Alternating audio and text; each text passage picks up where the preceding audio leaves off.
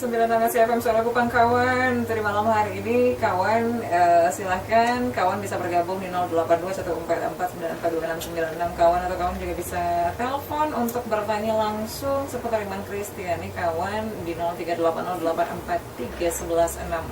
Jangan lupa kawan juga bisa komen silahkan langsung di Facebook Suara Kupang. Dan malam hari ini sudah banyak sekali SMS yang masuk di SMS kita kawan, dan langsung saja kawan untuk pertanyaan pertama. Shalom Pak Pendeta, kenapa pada zaman sekarang ini kebanyakan para pastor atau pendeta jarang memberitakan Injil Kerajaan Allah ke pelosok-pelosok desa seperti teladan Tuhan Yesus dalam Injil Matius 9 ayat 35 sampai ayat ke-38? Terima kasih. Bisa langsung dijawab Kakak Ariel? Ya. Ya. Kenapa pada zaman sekarang ini kebanyakan pastor dan pendeta jarang memberitakan Injil? Jawabannya saya tidak tahu kenapa mereka begitu. Karena tidak semua, atau memang ada juga pendeta-pendeta yang menginjil sampai ke kampung-kampung. Jadi memang saya tidak tahu, mungkin karena mereka malas atau karena mereka tidak taat kepada Injil, kepada perintah Tuhan untuk memberitakan Injil. Saya tidak tahu. Saya tidak tahu itu urusan mereka. Tapi yang saya tahu bahwa ada juga pendeta, penginjil-penginjil yang memberitakan Injil sampai ke pelosok-pelosok kampung. Baik. Ya, mungkin ini saja dari. Dan pertanyaan berikutnya, Shalom, selamat malam Kak Kim dan Kak Ari. Saya ingin bertanya, apakah benar ada orang yang bisa berbicara dengan orang yang sudah meninggal lewat alam bawah sadar mereka atau tidak? Dan jika benar, dengan siapa sebenarnya mereka berbicara? Terima kasih. Perlu saudara ketahui bahwa orang hidup dan orang mati itu tidak ada hubungan sama sekali dan tidak bisa komunikasi. Saya mau bilang begini, kalau orang yang tidak percaya kepada Yesus itu mati langsung neraka. Nah, bagaimana mungkin dia yang sedang di neraka bisa berbicara kepada saudara? Saya kasih contoh begini, bahwa kalau saudara yang lagi sesak napas mungkin, bagaimana saudara yang susah sekali untuk bernapas tapi masih bisa berbicara kepada orang lain, itu sesuatu yang sebenarnya tidak mungkin. Tapi kalau kita lihat juga dalam ayat-ayat yang lain seperti dalam kasus Lazarus dan orang kaya dalam Lukas 16. Di situ orang kaya itu suruh Bapak Abraham, kalau bisa suruh pikas tahu dia punya saudara-saudara. Jadi di situ memang tidak ada hubungan, atau orang kaya ini mau supaya berkomunikasi dengan saudara-saudara, tapi sebenarnya tidak bisa. Jadi situ tidak ada hubungan atau tidak bisa orang mati dan orang hidup itu ada komunikasi. Kenapa tidak bisa? Yang pertama seperti tadi saya bilang bahwa mereka lagi di neraka. Bagaimana mungkin mereka bisa berkomunikasi? Dan saya percaya bahwa itu pekerjaan setan. Karena setan ini bapak segala pendusta, dia bisa melakukan segala banyak cara untuk menyesatkan orang-orang. Jadi ada orang yang bersaksi bahwa ketemu opa, ketemu oma yang sumati, itu sebenarnya setan yang menyerupai, tidak ada. Orang mati dan orang hidup itu tidak ada komunikasi dan tidak bisa komunikasi. Jadi mungkin seperti saya kasih saudara satu ayat firman Tuhan di dalam Pengkhotbah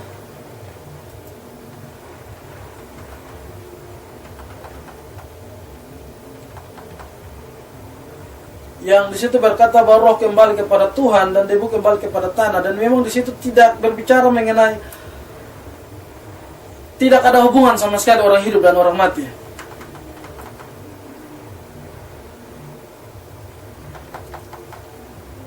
Ya, tunggu saya lihat, saudara.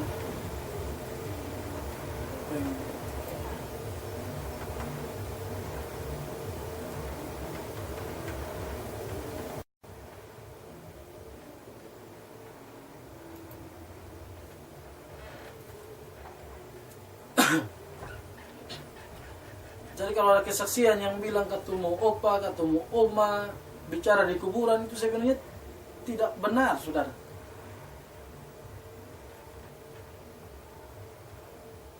Karena alam kehidupan orang, dunia orang mati dan dunia orang hidup itu sudah berbeda.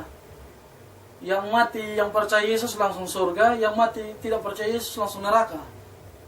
Dan di surga ada aktivitas, dan di neraka juga.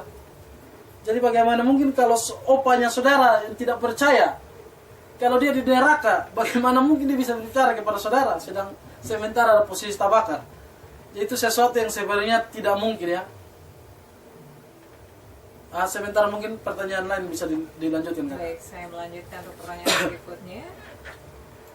Bagaimana korelasi antara kita menjadi pembawa damai atau fungsi garam yang kedua, sementara kita tidak boleh kompromi terhadap ketidakbenaran? Terima kasih Pak Ari. Dimanapun saudara berada, sebenarnya membawa damai dan tidak kompromi terhadap kebenaran itu saudara sedang tunduk kepada Tuhan. Jadi pengertian membawa damai di sini bukan berarti bahwa saudara harus diam-diam, orang ada kesesatan saudara mesti diam, tidak. Tapi justru ketidakbenaran saudara nyatakan, di situ saudara sedang membawa damai kepada dia. Dalam arti bahwa saudara sedang membawa berita sukacita, terang. Ketika dia percaya kepada yang benar, bahwa dia berdamai dengan Tuhan. Jadi di sini sebenarnya tidak ada kontradiksi antara membawa damai dan tidak kompromi pada ketidakbenaran, itu tidak kontradiksi di sana. Baik, Ya. begitu saja Pak Ari. Dan kawan, kita break sejenak dulu. Kawan, silakan kawan yang masih ingin bergabung untuk bertanya seputar iman Kristiani, kawan langsung saja di 082144942696. Kita sudah punya banyak sekali pertanyaan, tapi kita break dulu sejenak kawan. Kita ke lagu dulu, ada dari milik Niki dan Stephen Hege dengan Bersuara Kalau Bagi Raja.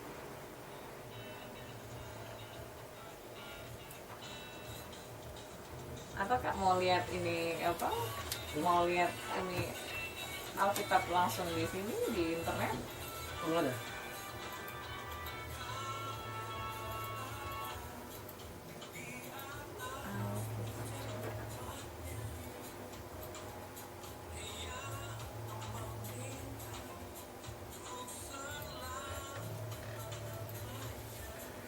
Tadi yang dicari apa Kak? Pengen betul 12 coba. Tadi lupa kemana ini.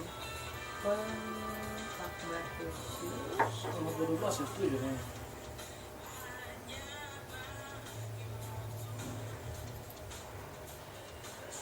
Ibu kembali nomor 7.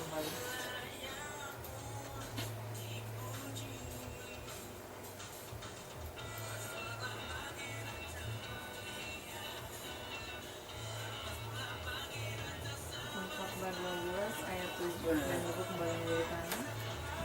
Kembali kepada Tuhan. Oke. Coba kita baca. Masih ada lagi Kak.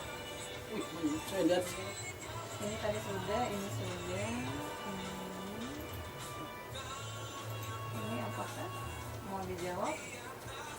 ini biar Faisal, saya supaya lebih lagi. Korelasi sudah ini. Ini lebih Faisal. Jodoh yang Ini dari. pemirsa jelaskan. So ini Oke, ini satu. benar. Kalau saya berusaha untuk menikah dengan wanita lain agama, tapi apakah berusaha membawanya ke agama saya, apakah itu benar? Nama Yesus berkata pergi dan jadikanlah semua bangsa menerima. Kayaknya satu paket tuh Kak. Oh. Yang berikutnya, apakah bahasa roh adalah bahasa yang mempunyai arti kata? Kita mohon penjelasannya. Itu mau dijawab? Iya. Kak? Berarti sekarang punya 1, 2. Terus yang ini, mohon penjelasan mengenai orang-orang yang menjadi LGBT. Apakah Tuhan mempunyai maksud atau rencana sehingga mereka menjadi seperti itu? Mohon penjelasannya.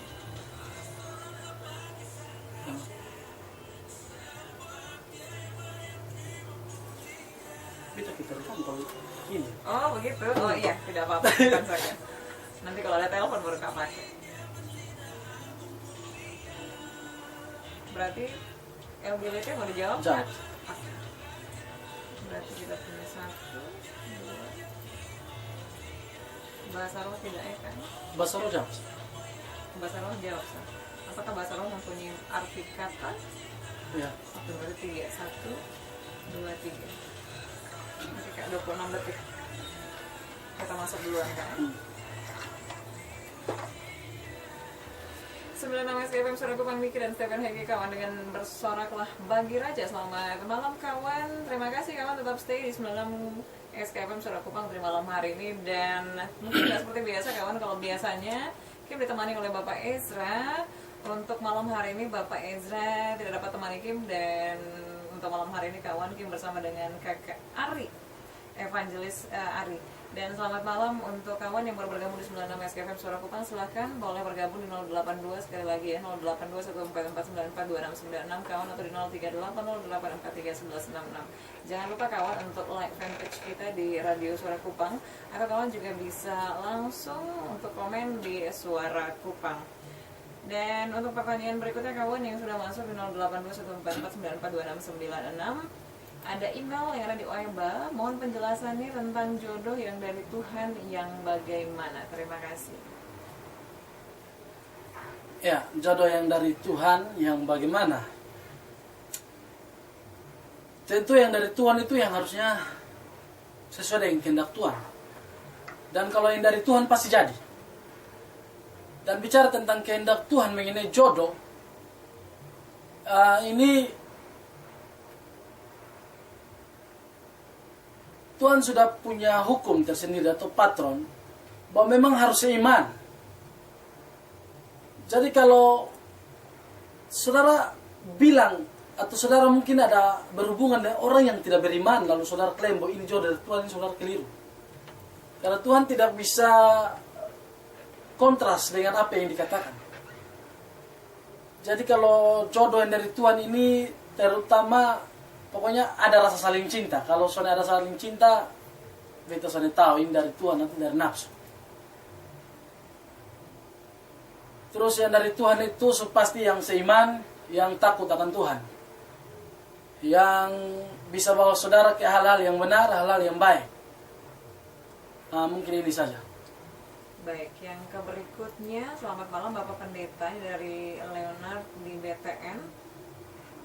Pertanyaan saya adalah, apakah kalau saya berusaha untuk menikah dengan wanita lain agama, tetapi saya berusaha untuk membawanya ke agama saya, apakah salah atau benar? Karena Tuhan Yesus berkata, pergilah dan jadikanlah semua bangsa murid. Mohon penjelasannya. Iya, Kakak Leo di BTN. Yang Yesus suruh itu pergi dan jadikan semua bangsa murid. Jelas bahwa untuk menjadikan murid itu ada pelajaran atau ada pengajaran. Yesus tidak suruh pi dan pacaran. Jelas bahwa pertanyaan Kakak Leo sudah menjawab dengan ayat yang Kakak Leo kasih. Di situ Yesus suruh pergi jadikan murid, artinya ajar mereka tentang kebenaran. Memang banyak orang sekarang yang banyak orang-orang Kristen, pemuda Kristen, anak-anak Kristen, aktif di gereja, menyanyi di gereja. Tetapi kok bisa pacaran dengan beda iman tapi nyaman-nyaman? Dengan alasan bahwa ini mau menyelamatkan orang. Yesus tidak pernah suruh untuk pacaran beda iman. Tapi yang Yesus suruh itu pergi dan menginjil. Yang paling aneh lagi, saya pernah tahu satu kasus, ini fakta, bahwa ada juga pendeta yang sedang berhubungan beda iman. Dan dia tahu bahwa ini beda iman, tapi dia bisa nyaman. Ini salah. Yang Yesus suruh itu menginjil, pergi dan mengajarkan, bukan pi dan pacaran. Jadi kalau dia sudah bertobat sungguh-sungguh, sudah lihat dia buah-buah pertobatan, dia sudah melayani Tuhan, dan jelas bahwa kalau dia mau masuk Kristen itu bukan karena saudara. Dia masuk Kristen itu karena memang dia cinta Tuhan. Kalau dia masuk Kristen hanya karena mau nikah sama saudara, saudara sudah menyelamatkan dia, saudara yang kasih pindah dia dari agama A ke agama B. Tidak kasih pindah dia dari dosa ke yang benar, tidak. Jadi itu sama saja. Begitu kira-kira Kakak Leo. Baik, terima kasih. Untuk pertanyaan selanjutnya, oh ini tadi sudah ya. Apakah bahasa roh adalah bahasa yang mempunyai arti? Bapak Pendeta mohon penjelasan. Kalau yang saya pelajari di Alkitab, bahasa roh di Alkitab itu bisa diartikan. Kalau kita lihat dalam kisah para rasul yang kedua, ayatnya yang kedua, peristiwa di sana, peristiwa murid-murid berbahasa roh di situ. Di situ ternyata orang-orang yang mendengar itu mengerti. Dan bahasa roh ini bukan bahasa yang bahasa langit atau bahasa dewa yang susah sekali. Bahasa roh ini bahasa yang ada di dunia, tapi yang dikerjakan oleh Roh Kudus. Di situ kalau kita lihat kisah pasal 2 ayat yang keempat dan seterusnya, maka penuhlah mereka dengan Roh Kudus, lalu mereka mulai berkata-kata dalam bahasa lain seperti yang diberikan oleh Roh itu kepada mereka untuk menyatakannya. Jadi ketika mereka berkata-kata dalam bahasa lain itu di bahasa yang mana? Ternyata bahasa-bahasa orang yang ada pada saat itu. Kita orang Partia, orang Media, Elam, penduduk Mesopotamia, Firgia, Pafilia, Mesir, dan daerah-daerah yang berdekatan dengan Kirene, pendatang-pendatang dari Roma, baik orang Yahudi maupun agama-agama Yahudi, dan orang Arab. Kita mendengar mereka berkata-kata dalam bahasa kita. Jadi bahasa roh ini punya arti. Dan bahasa roh ini, kalau kita lihat dari kita mempelajari dari arti kata dari bahasa Yunani itu glosalia itu bahasa manusia yang dikerjakan oleh Roh Kudus. Jadi bukan seperti bahasa roh yang sekarang ini juga saya bingung. Karena satu jenis. Kalau semua sikira berapa itu saya juga kadang-kadang tidak mengerti itu bahasanya bahasa apa. Karena kalau bahasa roh ini yang dikerjakan oleh Roh Kudus orang bisa pahami. Saya kasih contoh begini, kalau ada orang Sabu, ada penginjil dari Sabu. Dia melayani di Boti, tapi dia tidak tahu bahasa Timur. Terus dengan pimpinan Roh Kudus, dia berkhotbah, dia berbicara pakai bahasa Sabu, tapi orang Boti mendengar dan orang Boti memahami pasti. Orang Boti mendengar dan orang Boti memahami bahwa itu bahasa Boti. Padahal yang dikhotbah adalah bahasa Sabu. Ini adalah bahasa roh, yang dikerjakan oleh roh. Kalau bahasa roh yang sekarang ini hanya Tuhan saya tahu. Karena kebanyakan su dimodifikasi, sekira berapa hula bala-bala, saya tidak tahu itu bahasa apa. Sebentar hanya Yesus saya tahu. Jadi saya percaya bahwa bahasa roh yang sekarang yang kebanyakan aneh-aneh itu saya percaya itu bukan bahasa roh, itu bukan dipimpin oleh Roh Kudus. Karena Roh Kudus itu sopan, teratur, tertib dan memberikan sesuatu yang dapat dimengerti. Kalau Roh Kudus memberikan sesuatu yang tidak dapat dimengerti itu bukan Roh Kudus. Saya percaya itu roh setan. Jadi saya tidak menyangkali bahwa adanya bahasa roh untuk zaman sekarang, tapi saya percaya bahwa ciri dari bahasa roh itu yang seperti Alkitab katakan, bukan yang kebanyakan orang gunakan saat-saat ini. Kira-kira begitu, Kakak. Baik, terima kasih. Kak, yang ini mau dijawab. Orang yang menjadi LGBT, apakah Tuhan punya maksud atau rencana sehingga mereka menjadi seperti itu? Baik, terus. Karena dia bahas di LGBT sampai apa? Apakah dosa besar dan dosa kecil itu dibedakan dengan penjelasan? Mau dijawab? Iya. Baik, yang pertanyaan berikutnya kawan. Shalom Bapak Pendeta, saya mau tanya, apakah dosa dibedakan atas dosa besar dan dosa kecil, dan contohnya bisa dijelaskan? Terima kasih. Bagi Tuhan tidak ada dosa besar, tidak ada dosa kecil. Bagi Tuhan dosa tetap dosa. Tetapi hukuman yang berlaku ini beda-beda, khusus di dalam dunia. Kalau saudara pencuri bebek dan saudara pencuri uang 100 miliar, pasti hukumannya beda. Tapi di mata Tuhan dosa tetap dosa. Jadi saudara mau menipu dalam hati atau dosa kecil pun, bahkan kalau saudara tidak berbuat baik atau tidak ada Yesus saja dalam hidup saudara, mungkin saudara orang baik, tapi tidak ada Yesus, tidak ada iman, saudara tetap masuk neraka dan itu berdosa. Dan di neraka sana tidak ada orang yang dosa kecil, ada Asia sedikit, ada kipasan, tidak ada, semua sama. Jadi dosa di mata Tuhan, dosa tetap dosa, mau kecil besar tetap dosa. Dan ini dia kawan, ada satu pertanyaan yang sudah masuk di sini. Selamat malam untuk Kakak Rido. Hai Rido, selamat malam. Rido yang ada di Pitobi. Kenapa sih manusia itu susah untuk melepaskan hal kedagingan dan susah menjadi garam dunia? Terima kasih Kakak. Ya baik, Kakak Rido. Sebenarnya kalau dari sisi saudara mau pakai kekuatan sendiri memang susah. Tergantung kemauan. Karena ada orang yang dengan kemauannya bisa. Tentu itu karena campur tangan Tuhan juga.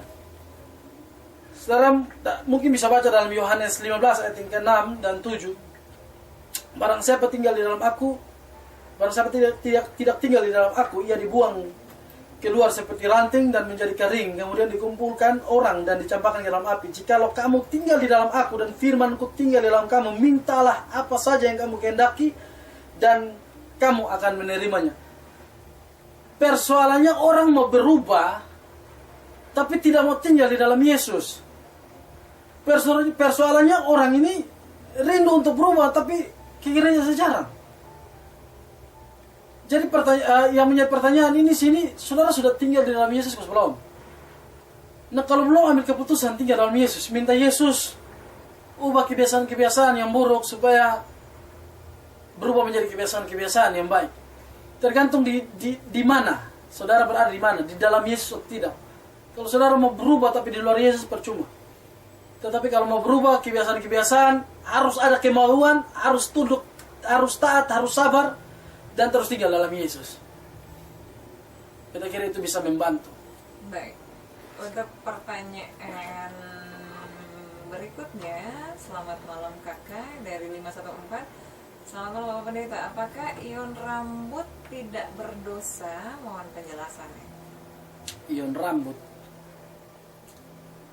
Kalau saya bilang ion rambut berdosa, ini atas dasar apa? Saya pikir ion rambut ini tidak berdosa. Tergantung motivasinya mungkin. Kalau saudara ion rambut, tapi motivasinya mungkin salah, saya pikir dosanya terletak pada motivasinya, bukan pada ion rambutnya. Kalau saudara mau ion, jangan takut. Jangan pakai alasan, karena banyak sekarang banyak di kalangan persekutuan, di kalangan orang-orang yang terlihatnya rajin-rajin ibadah. Ada satu pandangan dari mereka bahwa yang disebut duniawi itu lipstik, bedak, ion rambut. Tapi persoalannya mereka juga pakai pakaian, itu dari dunia. Mereka juga pakai pakaian, mereka juga mandi, itu sabun juga dari dunia. Nah kalau semua hal kita alergi dan berkata dosa, ini juga salah. Di Alkitab juga tidak berkata bahwa ion rambut itu dosa. Saya pikir tidak dosa. Tergantung mungkin saudara motivasinya bagaimana. Kalau ion untuk memperindah diri, untuk supaya ya terlihat lebih bagus, kan soalnya masalah begitu menurut beta. Jadi mungkin itu saja kakak. Ion sah, soalnya masalah. Baik, terima kasih untuk jawabannya kakak Ari. Dan kawan, mohon maaf ya untuk SMS yang sudah masuk kawan, tidak semuanya bisa kita baca di malam hari ini karena kita punya keterbatasan waktu kawan. Dan silakan kawan bisa bergabung tentunya di minggu berikutnya di setiap hari Kamis kawan di program Revival Voice. Terima kasih banyak kawan dari malam hari ini. Tapi sebelum kita pamit, kita akan berdoa dan kakak Ari akan pimpin kita dalam doa. Baik, untuk menutup renungan malam dan sesi tanya jawab, mari kita menutupnya dalam doa. Kita berdoa. Terima kasih Tuhan Yesus buat firman Tuhan yang terbatas yang sudah hamba sampaikan. Kiranya setiap pendengar dapat diberkati, dapat mengambil banyak pelajaran, dapat berubah, dan nama Tuhan dipuji dan dipermuliakan. Dan setiap pertanyaan beserta jawaban yang sudah diberikan, yang juga terbatas adanya, akhirnya Tuhan Yesus menolong dengan Roh Kudus agar dapat memberikan pengertian bagi setiap saudara-saudara yang sudah bergabung melihat pertanyaan, sehingga dapat berbuah, bertumbuh kepada pengajaran yang benar. Terima kasih banyak Tuhan Yesus, memberkati juga radio ini dengan manajemen, dengan semua kru yang ada, sehingga dengan radio ini nama Tuhan terus, nama Yesus terus diperdengarkan, diberitakan, dan biarlah Tuhan memberkati radio ini menjadi saluran berkat bagi Tuhan. Terima kasih banyak Tuhan, ini doa kami, dalam nama Tuhan Yesus kami berdoa. Amin. Baik, terima kasih untuk kakak Evangelism Alvin Ari Domingus. Sekali lagi kakak terima kasih banyak. Dan kawan, sebelum menutup Revival Voice malam hari ini, 3 hal yang tadi sudah kita bahas kawan, dan kesimpulan akhirnya adalah bahwa menjadi garam dan terang dunia kawan, di mana fungsi garam tersebut untuk mencegah kebusukan, dan juga garam harus membawa rasa damai dan bagi sesama tanpa melupakan kebenaran firman Allah kawan, dan juga garam itu mempengaruhi bukan dipengaruhi. Sekali lagi kawan, malam hari ini semoga berkat Tuhan selalu melimpah dalam kehidupan kawan dimanapun kawan berada. Dan langsung saja dari Jalan Soeharto kami yang bertugas undur diri. Selamat malam kawan, kita ketemu lagi di minggu depan. Dan Tuhan Yesus memberkati. Suka musik, suka SKFM.